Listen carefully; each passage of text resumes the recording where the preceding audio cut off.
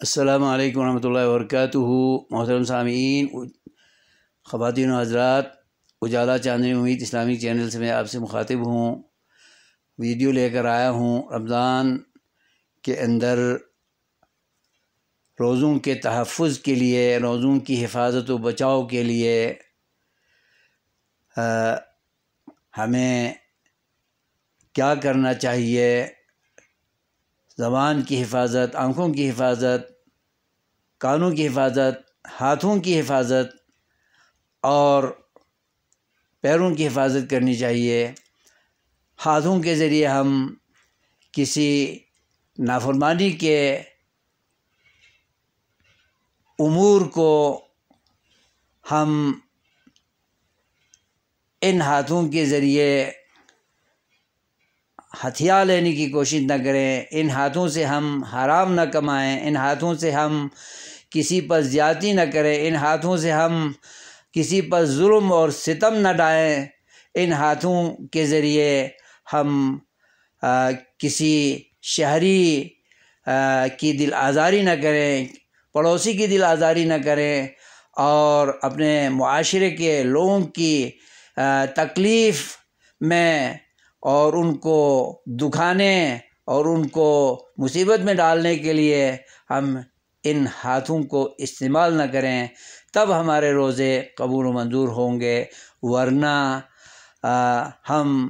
دن میں بھوکے پیاسے رہ کر شام کو ڈٹ کے اچھی چیزیں کھا کر ہم یہ خوشی نہ منائیں کہ ہمارے روزے ہو گئے ہیں، قبول ہو گئے ہیں، منظور ہو گئے۔ نہیں، اللہ کے رسول نے فرمایا ہے کہ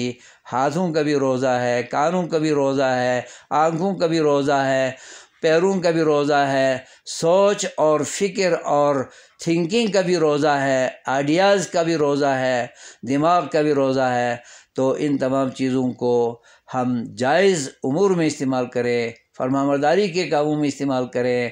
اور اطاعت کے کاموں میں استعمال کریں، اور ان کے ذریعے ہم اللہ اور رسول کی نافرمانی کے کام نہ کریں، نہ کروائیں، ورنہ قیامت کے دن انسان کی زبان پر بندش لگائی جائے گی، تالا لگایا جائے گا اور ان اعضاء سے بلوایا جائے گا، اور یہ اعضاء ہمارے خلاف گواہی دیں گے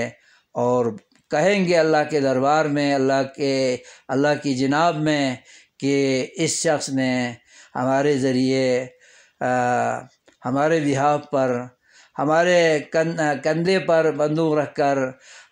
اس نے یہ برے کام کیے تھے، کرائے تھے اور ہم مجبور تھے، اس کے آگے ہم نے کیے ہیں۔ اور پھر وہاں جب شہادت ہمارے خلاف پوری ہو جائے گی تو پھر وہاں پر ہماری نجات، ہمارا بچاؤ اور دوزخ سے دوری مشکل ہو جائے گی، جنت میں داخلہ مشکل ہو جائے گی۔ اللہ تعالیٰ ہمیں ان فرامین کے اوپر عمل کرتے ہوئے اپنے روزوں کی حفاظت کرنے کی توفیق عطا فرمائے اور اپنی زندگی کو شریعت مطہرہ اور شریعت محمدیہ کی اطاعت اور فرمان برداری میں گزارنے کی توفیق عطا فرمائے۔ آمین رب العالمین۔ السلام علیکم ورحمۃ اللہ وبرکاتہ۔